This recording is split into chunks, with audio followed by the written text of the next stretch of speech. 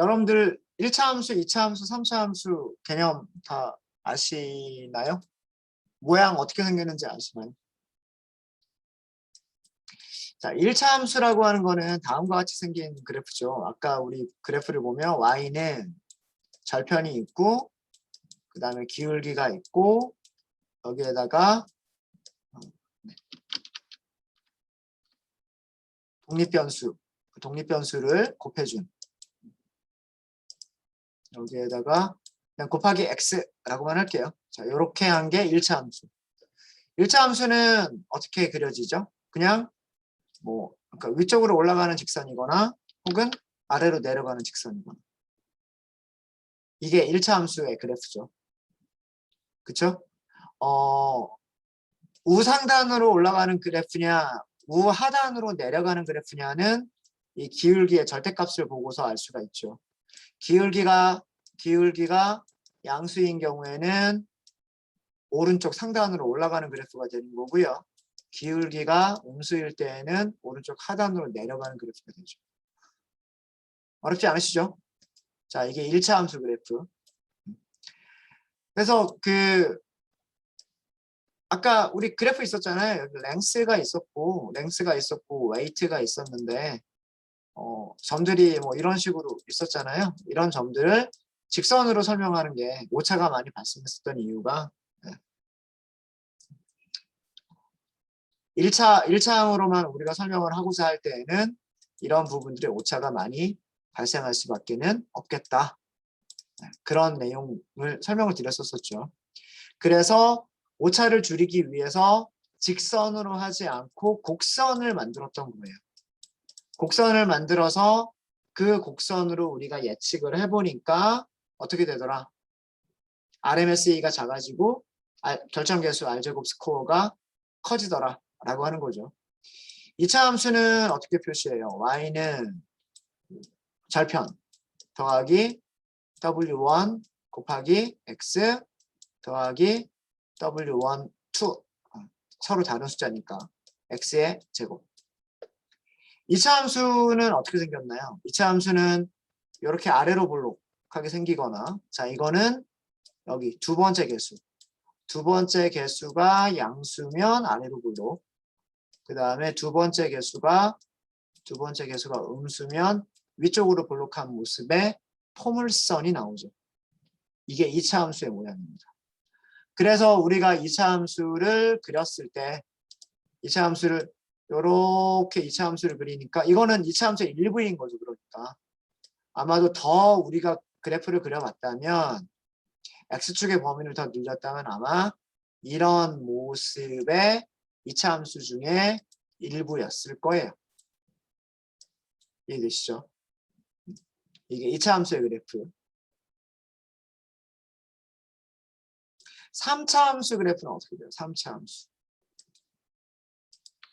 3차 함수는 x가 3차까지 올라간다라고 하는 게 3차 함수예요. 그죠? 여기에 항을 더 하나 추가를 하는 것일 뿐이에요. x0, 절편, 그 다음에 첫 번째 기울기, 더하기, 두 번째 기울기. 근데 여기는 곱하기 x가 아니라 x제곱, 더하기 세 번째, 그럼 x의 3승 이렇게 하는 거죠. 3차 함수 그래프는 어떻게 생겼나요? 3차 함수 그래프는 이것도 마찬가지로 최고차항의 그 개수의 부호에 따라서 모양이 달라지긴 합니다. 최고차항의 개수에 따라서 모양이 달라지긴 하는데 이런 모습. 이게 W3이 양수일 때 물론 이렇게 될 수도 있고요. 이게 조금 더 완만해서 그냥 이렇게 한 번만 꺾이는 모습일 수도 있어요. 이렇게 한 번 꺾이고 그다음 다시 두 번 꺾이고 요런 모습이 될 수도 있고요. 그러니까 봉우리가 위로 볼록한 봉우리, 아래로 볼록한 봉우리 이렇게 봉우리가 두 개가 있는 이런 모습일 수도 있고요. 아니면 계속 증가만 하는 근데 처음에는 급격하게 증가하다가 완만하게 증가하다가 다시 급격하게 증가하는 이런 모습의 그래프일 수도 있어요. 이게 3차 함수. 물론 둘 다 최고차항의 개수가 양수일 때. 양수일 때. 자, 이런 모습이 될 수도 있고요. 최고차항의 개수가 음수인 경우. 최고차항의 개수가 음수인 경우에는 반대로 죄송합니다. 네, 여기서부터 시작을 해야 되겠군요. 네. 이런 모습의 그래프가 됩니다. 이게 W3가 음수인 경우 점점 감소하다가 언제는 다시 증가하다가 다시 감소하는 이런 모습의 그래프가 나올 수가 있고요. 계속 감소만 하는 그래프가 나올 수도 있어요. 급하게 감소하다가 천천히 감소하다가 다시 급하게 감소하는 이것도 3차 함수의 모습이에요. 이해되시죠? 4차 함수는 여기에 하나가 더 추가가 된 거예요. 4차 함수는 모양이 어떻게 생겼냐면 4차 함수까지만 그려볼게요. 4차 함수는 일단 양수인 경우에는 이렇게 골짜기가 2개가 생깁니다. 감소하다가 증가하다가 다시 감소하다가 다시 증가하는 마치 W처럼 이게 양수일 때예요. 최고차항 양수일 때 이런 모습이 될 수도 있고요. 2차 함수랑 비슷한 모습이 될 수도 있어요. 감소하다가 계속 증가만 하는 그런 모습이 될 수도 있습니다. 그래서 W 모양이 될 수도 있고요. U자 모양이 될 수도 있어요. 또 반대로 음수인 경우에는 올라갔다가 내려오는 이런 모습이 될 수가 있어요. 여기는 반대로 골짜기가 아니라 봉우리가 2개가 생기는 그런 모습. 이게 4차 함수고 이런 모습일 수도 있고요. 그냥 봉우리가 하나짜리일 수도 있어요. 이거 2개 다 4차 함수의 모습입니다. 이렇게 차수가 늘어날 때마다 골짜기나 봉우리가 하나씩 더 늘어난다라고 생각하시면 돼요. 그럼 5차 함수 같은 경우에는 뭐 이런 모습이 되겠죠. 오르락 내리락 오르락 다시 한번 내리락. 아니면 오르락 내리락 오르락 내리락 오르락. 뭐 이런 모습이 이게 5차 함수의 모습이에요. 6차 함수는 오르락 내리락 오르락 내리락 오르락. 이게 6차 함수가 될 거고요. 7차 함수는 여기서 내리막길이 생기는 거고 8차 함수는 올라가고요. 9차 함수 내려가고 10차 함수 올라가고. 이런 모습의 그래프가 다차항을 갖는 함수들의 모습이에요. 네. 실제로 그려보시면 저런 모습이 됩니다. 실제로 그려보시면. 저렇게 되고요. 자, 다차항에서는 문제가 뭐냐면 다차항은 제곱, 3승, 그 다음에는 4승, 그 다음엔 5승, 뭐 이렇게 있겠죠.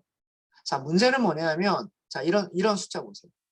예를 들어서 물고기의 랭스가 22cm짜리라고 하는 물고기가 있었어요. 그러면 1차항은 그냥 22예요. 근데 2차항은 400이 넘겠죠. 22 곱하기 22니까. 그쵸? 484 정도가 되려나요? 계산해 보면. 그럼 3승은요? 3승은 22 곱하기 또 22를 해야 된단 말이에요. 여기다가 22를 또 곱해야 돼요. 숫자가 어떻게 돼요? 숫자가 엄청 커지겠죠. 그쵸? 숫자가 엄청 커지게 될 거란 말이에요. 그래서 보통 그러면 예측값을 계산할 때 고차항의 물론 여기 개수를 가지고서 결정을 할 수도 있겠지만 어쨌든 고차항의 값이 예측값에 미치는 영향이 더 클 거다라는 얘기예요. 그죠? 22cm가 예측값에 미치는 영향보다는 484 제곱센티미터라고 하는 게 예측값에 미치는 영향이 더 클 거고 다시 22의 3승이라고 하는 값이 예측값에 미치는 영향이 더 크겠다라고 하는 거죠. 이렇게 숫자들이 커지면 커질수록 더 많은 영향을 미쳐버리니까 끼치는 영향이 비슷하게끔 하게 하자라고 하는 게 그게 뭐예요? 그게 변수 스케일링이죠. 변수 스케일링.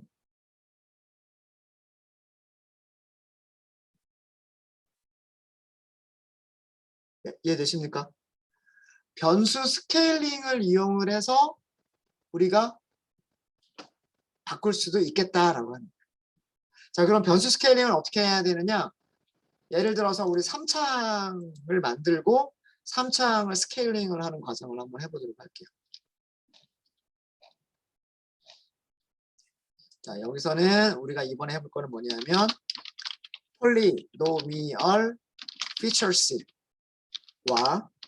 무엇을 같이 하겠다? 스탠다드 스케일러를 같이 사용을 하겠다. 예. 이유는 아까 설명을 드렸습니다. 다시 한번 정리를 드리면 선형외기에서 차수 디그리가 커질수록 그러니까 고차항이 많아질수록 고차항이 저차항에 비해 차항에 비해 예측값을 계산할 때 더 큰 영향을 끼치게 됩니다. 그래서 선형외기에서는 일반적으로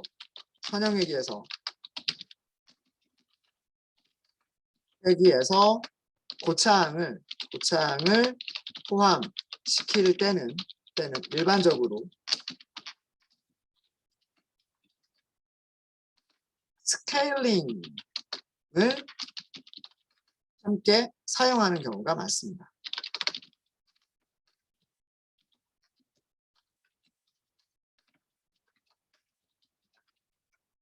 그럼 1차항이나 2차항이나 3차항이나 4차항이나 예측값을 계산할 때 비슷한 영향을 끼칠 수 있도록 변수들을 비슷한 스케일로 바꿔놓고 선형외기를 한다라고 합니다.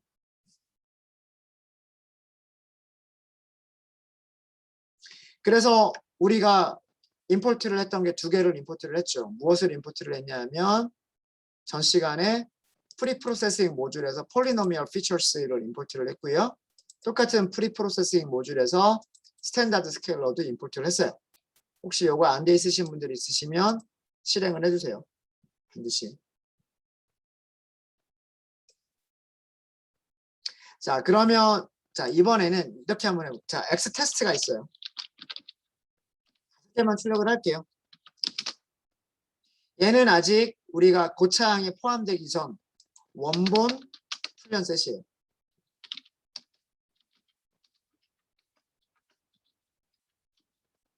트레인셋 원본이에요. 그죠? 고차항이 포함되지 않았고 스케일링도 되지 않은.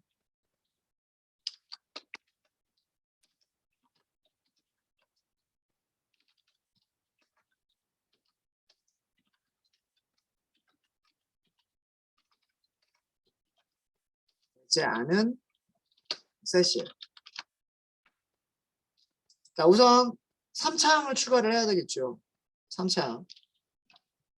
폴리노미얼 피처를 먼저 만들어야 돼요. 3차항을 추가하기 위해서 폴리라고 할게요. 폴리노미얼 피처스. 자, 이번에는 디그리를 어떻게 해야 될까요? 디그리를 3이라고 하셔야 됩니다.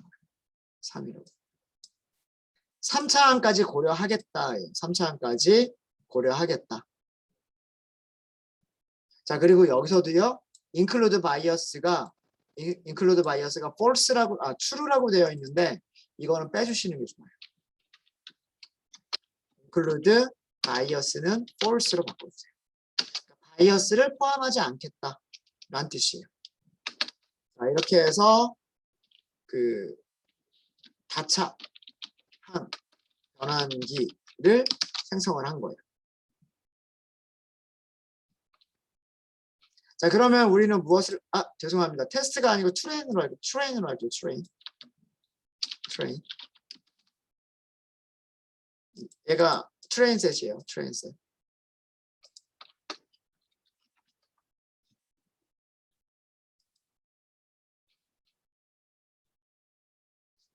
자, 우리는 무엇을 만들 수 있냐면 X 트레인 폴리를 먼저 만들 수가 있어요. X 트레인 폴리를 어떻게 만들 수가 있냐면 폴리에서 피팅과 트랜스폼을 동시에 하는 거예요. 왜? 우리는 훈련셋을 하는 거니까. 훈련셋을 하는 거니까 피팅하고 트랜스폼을 해야 된단 말이에요. 무슨 말인지 아시겠죠? 여기에 무엇을 준다? 트레인을 주는 거예요. 트레인.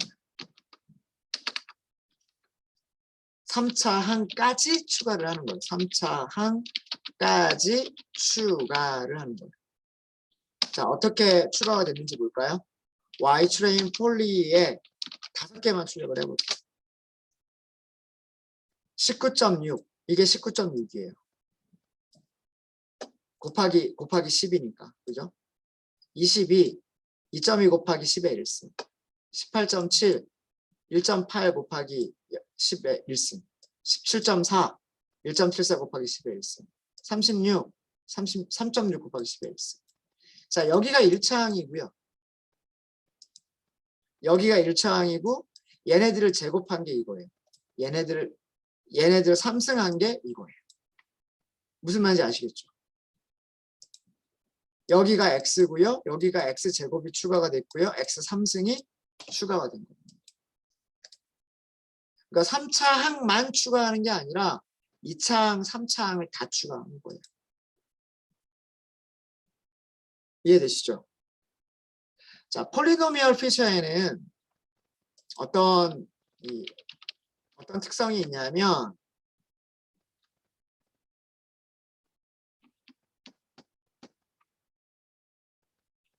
input features powers 잠시만요. powers였나?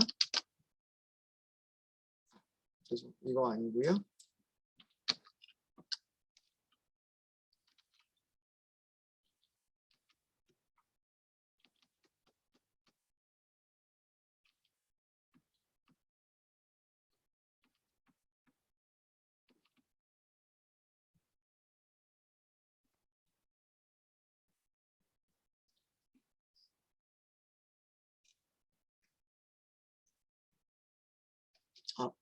요거는 잠깐 넘어갈게요. 제가 그 계산 이 숫자들을 보시면 그렇게 어렵진 않으니까요. 여기가 원본 x고요. 숫자들을 보시면 1.96을 제곱하면 3.84 요 정도 나올 거는 예상되시죠. 그 다음에 3승을 해주면 7.52. 그래서 순서대로 x가 있고 x 제곱이 있고 x 3승이 있다고 생각하시면 돼요. 그럼 얘네들을 가지고서 우리는 할 수가 있어요. 자, 근데 여기서도 보시면 아시겠지만 얘는 19.6이었어요. 19.6이었는데 이거 보시면 3.84 곱하기 10의 2승이죠. 그러니까 384라는 얘기예요. 384. 근데 여기는 7.52 곱하기 10의 3승이에요. 7,529가 되는 거예요. 7,529. 엄청 커지죠. 여기는 19였었는데 여기는 380이 됐고 여기는 7,500이 됐다는 거예요. 엄청 커지죠. 그래서 우리는 뭐까지 하는 거냐면 스탠다드 스케일러까지 제공을 해주는 거예요. 그럼 어떻게 하냐면 이제 우리는 X트레인의 다차항의 스케일까지 하는 거예요. 스케일까지. 이거를 하시려면 뭐가 필요하냐면 스케일러가 필요해요. 스탠다드 스케일러가 필요합니다. 생성을 먼저 해야 되겠죠. 스탠다드 스케일러.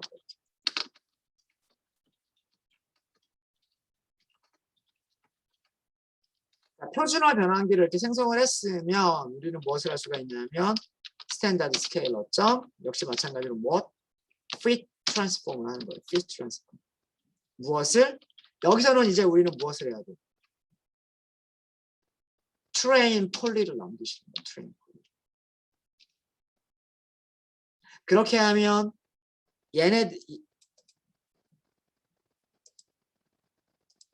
이쪽 방향에서 평균과 표준 편차를 계산해서 표준화를 할 거고요.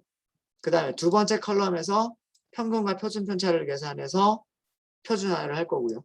세 번째 컬럼에서 평균과 표준 편차를 계산해서 표준화를 진행을 할 거랍니다. 이해되시죠? 출력해 볼까요? X 트레인 폴리 스케일드 5개만 출력을 할게요. 이런 값이 나옵니다. 숫자들이 많이 바뀌었죠. 여기 있는 값들하고 여기 있는 값을 비교해 보면 여기 있는 값들이 훨씬 작은 값들로 바뀌었죠. 자, 여기도 보시면 10의 2승, 10의 3승 이런 것들이 있는데 전부 다 어떻게 바뀌었어요? 플러스 마이너스 1 정도밖에 안 되죠. 여기도 마찬가지. 이제 얘를 가지고 훈련시키면 되는 거예요. 되셨습니까? 여기까지가 전처리가 끝난 모델이 되는 거예요. 전처리가 끝난 모델. 그러면 우리가 이걸 가지고 훈련을 시키고 그 다음에 예측값을 찾아낸다 라고 한다면 테스트 셋의 예측값을 찾기 위해서는 테스트 셋도 어떻게 해야 될까요? 테스트 셋도 똑같이 폴리노미얼 피처를 적용을 해서 3차항까지 1차항, 2차항, 3차항까지로 늘려주고 그 다음에 늘린 거에서 무엇을 한다? 다시 트랜스포머를 스탠다드 스케일러의 트랜스포머를 호출해서 전부 다 표준화를 진행한다를 해야 된다는 거예요. 무슨 얘기인지 아시겠습니까? 나중에 테스트 셋을 사용할 테스트 셋도 마찬가지로 테스트 셋에서도 훈련 셋과 마찬가지로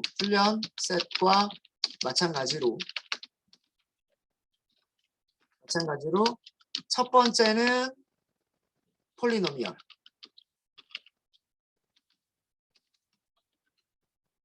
그 다음에 두 번째는 스케일링을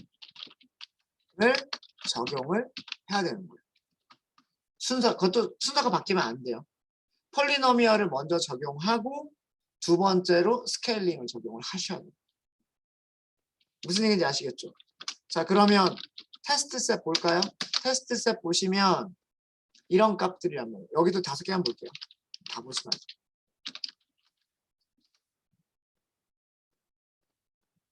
자, 여기도 단계를 밟아볼까요? 단계를 밟아보면 X 테스트에 폴리를 먼저 만들어야 돼요. 자, 이건 어떻게 만들어요? 이거는 폴리 우리 만들었잖아요. 폴리가 뭐예요? 폴리라고 하는 것은 얘란 말이에요. 몇 차항? 3차항까지 추가해주는 변환기란 말이에요. 맞아요? 네. 여기를 가지고서 여기서는 뭘 한다? 피팅하는 거예요? 아니면 트랜스폼을 하는 거예요? 아니면 피 트랜스폼을 하는 거예요? 여기서는 절대로 피팅 쓰시면 안 돼요. 무엇만 하셔야 된다? 트랜스폼만 하셔야 됩니다. 무엇을? 테스트 셋. 이게 3차항까지 추가. 자, 처음이니까 그 결과를 한번 중간 단계를 계속해서 볼게요. 처음이니까. 이게 테스트 셋에서 8.4, 18, 27.5, 21.3, 22.5라고 하는 테스트 셋에서 제곱항 그리고 3차항을 추가한 값들이란 말입니다. 이해되시죠? 여기 앞 10의 몇 승인지 보세요. 10의 2승, 10의 3승, 10의 4승 이렇게 되잖아요. 그죠? 이게 폴리노미얼이 적용된 거예요. 이제. 폴리노미얼이 적용이 됐으니까 그 다음 단계가 뭐냐면 이거를 스케일까지 하는 거예요. 스케일을 하실 때에는 스탠다드 스케일러를 이용하시는 거죠. 스탠다드 스케일러를 이용해서 무엇을 적용해야 돼요? 트랜스폼으로 바뀐 녀석. 트랜스폼으로 바뀐 X테스트 폴리를 스케일링 해야 되는 거예요. 이게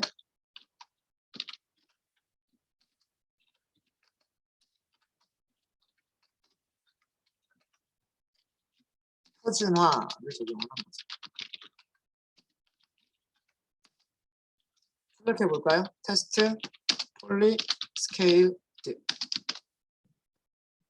여기서도 5개만 할게요. 스탠다드 스케일러 점 트랜스폼.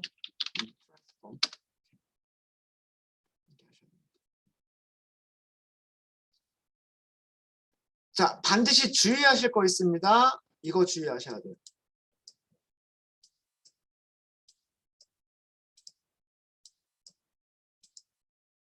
제가 왜 별표를 이렇게 붙였어요? 트랜셋에서는 무엇을 한다?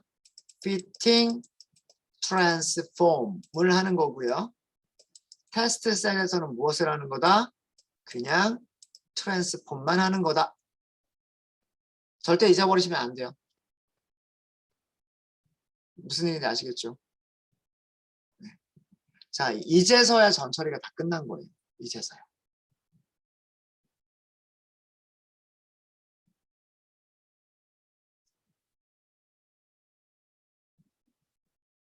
네. 지금은 독립변수가 하나밖에 없죠. 지금은 독립변수가 이렇게 x라고 하나밖에 없어요. 그래서 다창이 추가가 되는 거는 x제곱이 추가가 되고 x3승이 추가가 되면 돼요. 그리고 스케일은 그냥 여기에서 평균과 표준 편차를 계산해서 스케일링하면 되는 거고 x제곱들의 평균과 표준 편차를 계산해서 스케일링을 하면 되는 거고요. x3승들의 평균과 표준 편차를 계산해서 표준화를 하면 되는 거예요. 여기까지는 아시겠죠? 그리고 평균과 표준 편차를 계산을 할 때는 누구의 평균과 표준 편차를 사용해야 된다? 트레인셋의 평균과 표준 편차를 사용하는 거고요. 그래서 테스트셋에서는 피팅 과정을 따로 하시면 안 돼요.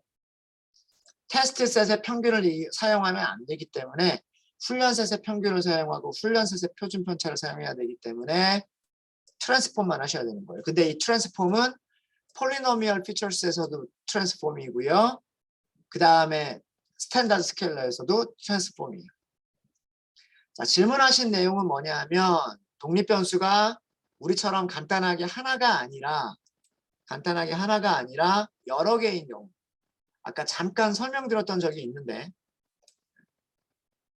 변수가 뭐 예를 들어서 아까 length라는 변수, 그쵸? 그 다음에 height라고 하는 변수, 이렇게 2개만 우리가 고려를 해보면 2개까지만 고려하더라도요. 제곱항이 L의 제곱하고 H 제곱하고요. 그 다음에 L 곱하기 H가 생겨요. 이렇게 생기는 거예요. 2차항까지만 생각하더라도. 2차항까지만 생각하더라도. 여기에 3차항을 고려하잖아요. 그럼 L의 3승이 필요해요. 그럼 L 곱하기 H 제곱도 있고요. 또 뭐도 있을까요? L의 제곱 곱하기 H도 있는 거예요. 그 다음에 또 뭐가 있죠? H의 3승도 있어요. 그러니까 할 수 있는 그런 그 조합들이 3차항을 만들어낼 수 있는 조합들이 굉장히 많은 거예요. 그래서 우리가 무엇을 사용하는 거냐면 폴리노미얼 피처스를 만들어주는 거예요. 폴리노미얼 피처스가 트랜스폼을 하면 이 모든 것들을 자동으로 만들어줘요. 이거는 저희가 내일 한번 해볼게요. 내일은 우리는 지금 생선의 길이만 가지고 무게를 예측을 해봤는데 실제 데이터셋에는 생선의 길이만이 아니라 생선의 무게, 그리고 길이, 하이트, 높이, 생선의 하이트, 생선의 두께, 이것도 있단 말이에요. 그래서 그런 것들을 전부 다 포함을 시켜서 폴리노미얼 피처스를 만들었을 때 몇 개가 생기는지 이런 거 내일 한번 보도록 할게요. 지금은 이 정도로만 알아두시면 될 것 같아요. 네. 되셨습니까? 네. 독립변수 여러 개인 거는 내일 해보고요. 일단은 이렇게가 되면 이제 우리는 무엇을 가지고 있는 거냐면 원본 트레인 셋에서 원본 학습 세트에서 폴리노미얼 추가하고 스케일까지 끝낸 학습 세트가 만들어진 거고요. 마찬가지로 원본 테스트 셋에서 폴리노미얼이 끝나고 스케일링까지 끝난 테스트 셋이 만들어진 거예요. 이제 이 다음 단계는 뭐냐면 이 다음 단계는 훈련 셋에서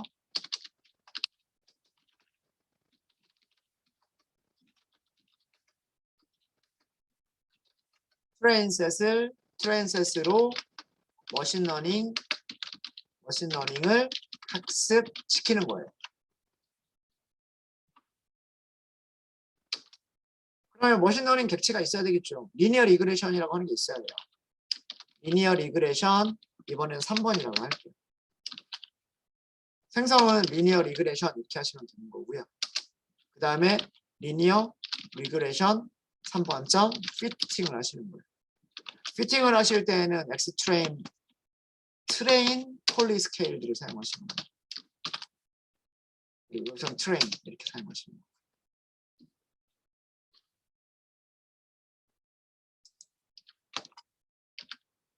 이렇게 할까요? 이거는 모델을 생성하는 거고요. 머신 러닝 모델 생성. 전처리가 끝난 훈련 셋을 가지고서 피팅을 하시는 거예요.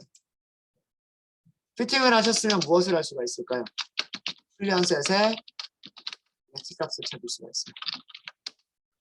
트레인 프리딕트를 찾을 수가 있는 거죠. 이렇게 리니어 리그레션 여기서는 3번이죠. 점 프리딕트. 자, 프리딕트를 하실 때도 무엇을 넣어야 될까요? 트레인을 넣어야 될까요? 트레인 폴리를 넣어야 될까요? 트레인 폴리 스케일드를 넣어야 될까요?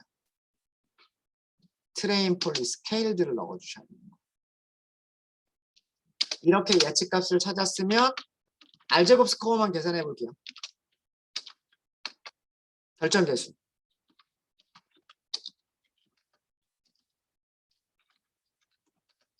결정 개수만 계산해 보도록 하겠습니다. 어떻게 하시면 돼요? R2 스코어 이렇게 하시면 되죠. 실제 값은 Y 트레인, 테스트 값은 예측 값은 트레인 프리딕트 0.97이 나왔어요. 2차 항일 때 얼마였는지 기억나세요?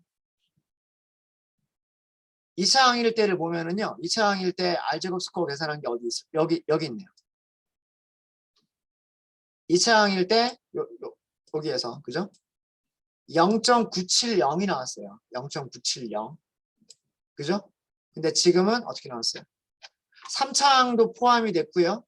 스케일링까지 끝나서 0.972가 됐어요. 0.970에서 0.972가 됐어요. 아무것도 아닌 것 같지만 이만큼 훈련셋의 정확도가 높아진 거예요.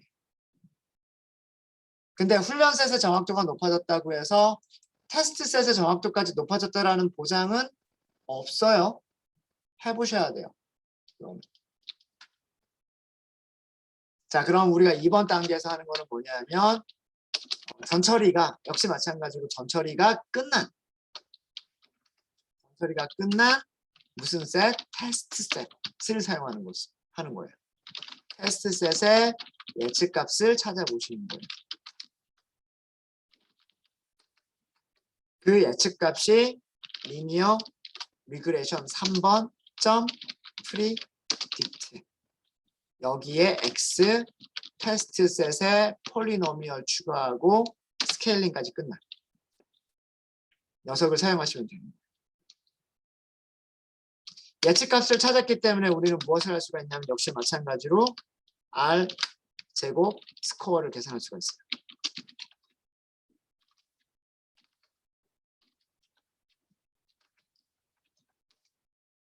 R2 스코어 실제 값은 Y 테스트고요.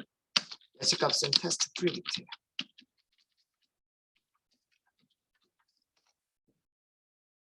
0.958이 나왔어요. 자, 이거는 아까 그 전까지는 아마도 비슷하거나 오버피팅이 나왔었을 거예요. 여기가 조금 더 많이 떨어진 것 같아요. 여기가. 비교해 볼까요? 2차항까지만 고려했을 때랑 비교를 해보시면 2차항까지만 고려를 했을 때 훈련셋은 0.97, 훈련셋은 0.97, 테스트 셋에서는 0.977이 나왔어요. 0.977. 오버피팅이죠. 그쵸? 오버피팅. 근데 지금 어떻게 됐어요? 지금 어떻게 됐냐면 훈련셋은 알제곱 스코어가 더 좋아졌고 테스트셋은 알제곱 스코어가 굉장히 더 나빠졌단 말이에요. 자, 이런 거를 뭐라 그래요? 아, 죄송합니다. 아까가 언더피팅. 죄송해요. 네.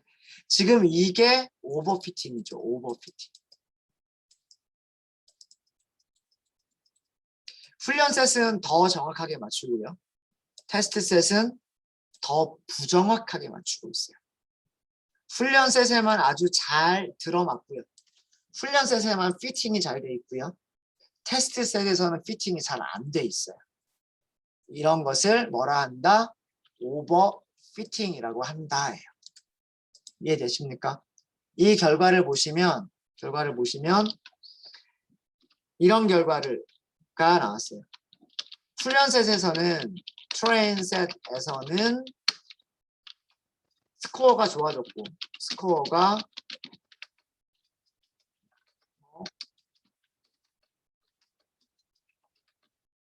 좋아졌고요.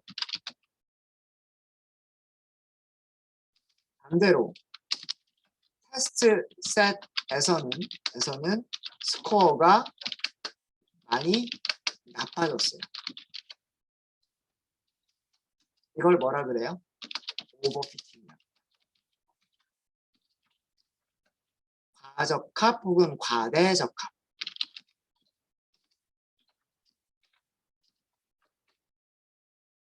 훈련 셋에서의 정확도는 좋으나 테스트 셋에서 정확도가 많이 떨어지는 모델.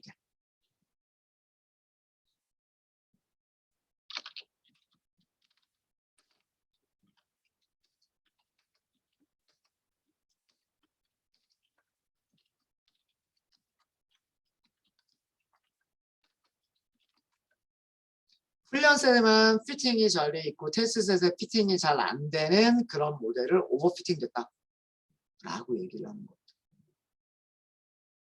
고차항이 많아지면 많아질수록요. 고차항이 많아지면 많아질수록 이런 현상이 많이 발생을 해요.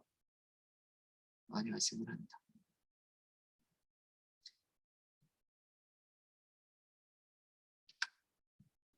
혹시 나중에 시간이 되시면은요, 한번 그 폴리노미얼 1일 때, 이건 오늘 수업 시간에 한 거예요. 폴리노미얼 2일 때, 이것도 우리 수업 시간에 한 거죠. 폴리노미얼 3일 때까지를 우리가 한번 해봤어요. 여기에다가 몇 개만 더 해보세요. 폴리노미얼 5일 때, 폴리노미얼 100일 때, 100차항까지 한번 해보세요. 100차항까지. 그리고 제가 여기서는 그래프를 안 그려봤는데 요거 두 개는 제가 그래프를 그려봤죠. 요거 두 개는 그 여기 랭스랑 웨이트가 있을 때 직선의 방정식 그렸었고요. 그 다음에 2차 함수의 그래프 그렸었죠. 3차, 5차, 100차일 때 그래프의 모양이 어떻게 나오는지 한번 보세요. 아마 3차를 그리면 이런 모습이 아마 나오지 않을까라는 그런 생각이 있고요. 5차를 그리면 뭐 더 뭔가 이렇게 되는 그런 모습이 보이실 거예요. 100차를 그리면 여기가 아주 꼬불꼬불한 이런 모습이 나올 거예요. 그래서 혹시 시간이 되시는 분들은 저희가 1차, 2차, 3차까지를 했으니까 5차항 폴리노미얼 피처 추가하는 거, 100차항 폴리노미얼 피처를 추가하는 거를 해가지고 그래프를 한번 그려보시는 것도 한번 해보시고 그 다음에 알제곱 스코어를 계산해 보시는 것도 한번 해보시면 좋은 연습이 될 것 같아요. 내일 한번 같이 해봐 드리도록 하겠습니다. 그 부분은 내일 같이 한번 해봐 드리도록 할게요. 그러면 오버피팅이 무엇인지 더 정확하게 여러분들이 아시게 될 거예요. 실제로 시각화를 해보시면 그래프를 그려보시면 오버피팅이라고 하는 게 적합이 과하게 된다라고 하는 게 어떤 의미인지라고 하는 것을 이해하실 수 있으실 겁니다. 혹시 질문 있으십니까? 몇 차항까지를 우리가 고려해야 되느냐? 실험적으로 결정하는 거예요. 우리 KNN에서 K값 결정할 때 어떻게 했어요? 트레인에서의 정확도 계산해보고 테스트셋에서 정확도 계산해보고 오버피팅이 적은 녀석을 가지고서 결정을 했죠. 마찬가지. 폴리노미얼 피처도 일단은 폴리노미얼이 없는 리니어 리그레션을 먼저 해보고 그 다음에는 리니어 리그레션을 할 때 2차항까지만 고려를 해보고 리니어 리그레션에서 3차항까지 해보고 이런 식으로 실험을 반복하면서 가장 훈련 셋에서도 가능하면 점수가 좋고 테스트 셋에서도 가능한 한 점수가 좋고 그러면서도 이 점수의 차이가 오버피팅의 정도가 작은 그런 폴리노미얼을 선택하시는 거예요. 실험적으로 선택할 수밖에 없어요. 네, 다 해봐야 돼요. 컴퓨터가 정해주는 건 아니에요. 근데 요즘에 머신러닝에서 이슈가 되는 거는 뭐냐면 하이퍼 파라미터 튜닝이라고 해요. 그런 과정, K값을 찾는 과정, 폴리노미얼의 차수를 찾는 과정 이런 것들을 하이퍼 파라미터 튜닝이라고 얘기를 하는데 하이퍼 파라미터를 찾는 과정을 자동으로 해주는 머신러닝이 이슈가 되고 있어요. 그런 알고리즘만 특화해서 또 만드는 머신러닝 알고리즘이 있어요. 근데 우리는 일단 하이퍼 파라미터 튜닝을 어떻게 하는지부터 우리는 공부를 해야 되겠죠. 그래서 그거를 먼저 하는 거예요. 그래서 하이퍼 파라미터 튜닝을 자동화하는 방법도 설명을 드리도록 하겠습니다. 네, 또 질문 있으신가요?